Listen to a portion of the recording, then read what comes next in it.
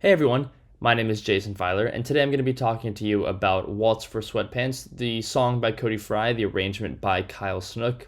This is based off of the performance by Trademark at this year's International Convention in Cleveland. So let's get to talking about it. I'm going to just go through it a little bit quicker. I'm not going to go into details on specific chords, more just general things going on in the arrangement, as well as some classic barbershop movements that can help you in your own arrangements. So let's begin around here. So I sort of started the transcription and like the second half of the verse, or sorry, second half of the bridge around there. And we're in the key of E flat, but we have some F dominant moment for pretty much these entire 4 bars moving around these chords. We have a little passing thing here with some C minor back into F7 with a G now, so F9-ish. There's no F in this chord, but that's sort of the idea this whole time. It's a very clever way of moving things around, so the melody, which is almost entirely notes in the F9 sound, except for this B flat, that Kyle just decided to move around these chords so that they work with that same melody and the same chords the whole time pretty much.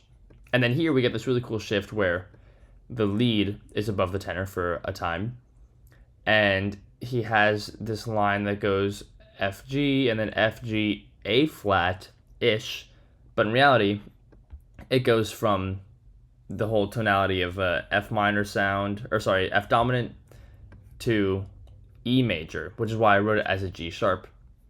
And then we have a little Lydian thing going on, but that is a really cool one. It happens in the original song too. It happens in Cody Fry's version, which I would highly recommend checking out. It's an incredible song. So it does that there, and he decided to do that again here, have this E major thing, and then have the lead carry this entire time, this G sharp, which is also an A flat, all the way through to this F minor 7 chord, where the G sharp sort of functions as an A flat here. So that's really, really cool. I think that it's done very well, and the fact that he carries over the whole time into this F minor really does the original song justice and has a really cool moment. So going forward here, these two phrases are kind of similar. I think something to note is that it's a cool device here where for these first 2 chords where we have the lead on a T-Do sort of thing from the D to the E flat, the baritone is going from B flat to C on this B flat dominant to F minor 7 chord, and that way the bass and tenor can just hold the same notes. So that works pretty well. Here we have baritone and lead are switching their notes, and then the bass is doing a little thing to keep the momentum going. That's something when you're arranging to think about when you have a melody which holds for a time, figuring out something to do in that range. For example, this who we are baritone thing, and then here the bass has crazy, we're crazy, and that keeps momentum going all the way through to this final, or to this next measure where the bass starts and then everyone else comes in after that. Same thing here. For made up, they made up, and then the bass is carrying on something after that, so it's not just holding a chord for 2 bars. In this case, he uses a little bit of a dominant moment, G7 kind of sound, with an E flat in it, so it's a little different, and then to C minor, and then here, instead of that, he goes for the A half diminished sound, which works very well going into this A flat chord here. So here we have a little bit of a walk-up kind of thing with the A flat sound, B flat dominant, B diminished, which it starts off as what technically isn't a B diminished chord in this first beat. It's technically just like an A flat diminished with a B in the bass because there's no F. Here we have a true B flat diminished, or sorry, B diminished 7, going to this C minor sound with, again, this B diminished back to C minor. Great sound. And then here, for a few bars, we have this another kind of F dominant 9 sound overall. I only say that because there's an E flat and A natural in it. There is a little bit of an F sometimes. Like here, it's sort of F9 without the root, and then here it's just F7. And then again here, F9 with no root, F7 here, F9 with a root, and then F7 without the 5. So it's sort of, you can switch between calling it like C minor 6 here. I really wouldn't because the F is such a big deal in the chord. I would just think of this whole thing as a big F dominant moment, but that's sort of up to interpretation. And then here we have a very, very common moment here where we have this minor chord, and then the root in the lead goes up to the 7th in this chord. The root here goes down to the 5th in this next chord. So we have this icicle 7th here with the B flat on top, the root's on the top. And then it almost goes back to this original one, but the bass stays where he is, and then, Then we have this sort of B flat 6.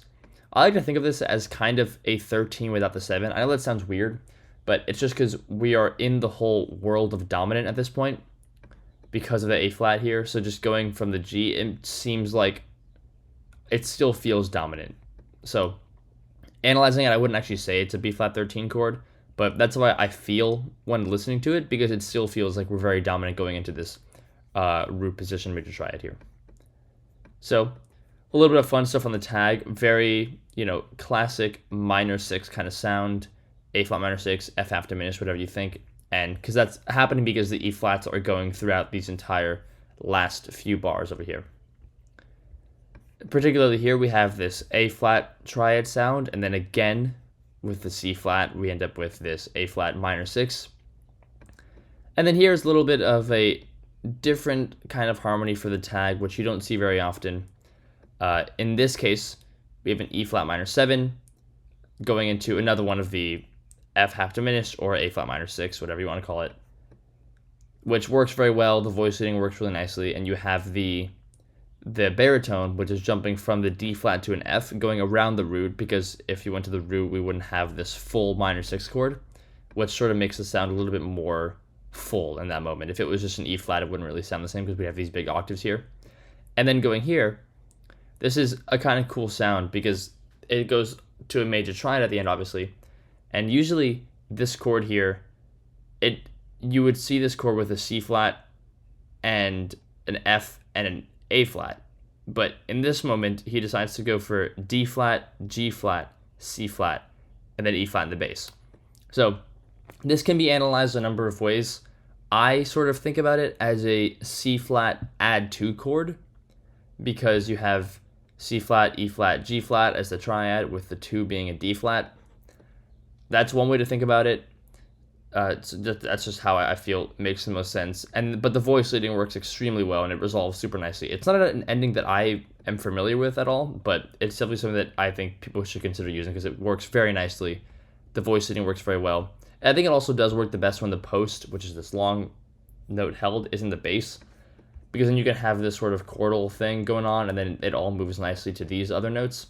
If the post is in like the lead, for example, I don't know how well that same thing would work, just because of the spacing of the voicing. So that's something to experiment with if people want to, but this is what's going on here. So yeah, that's all I have to say about this. It's an incredible arrangement.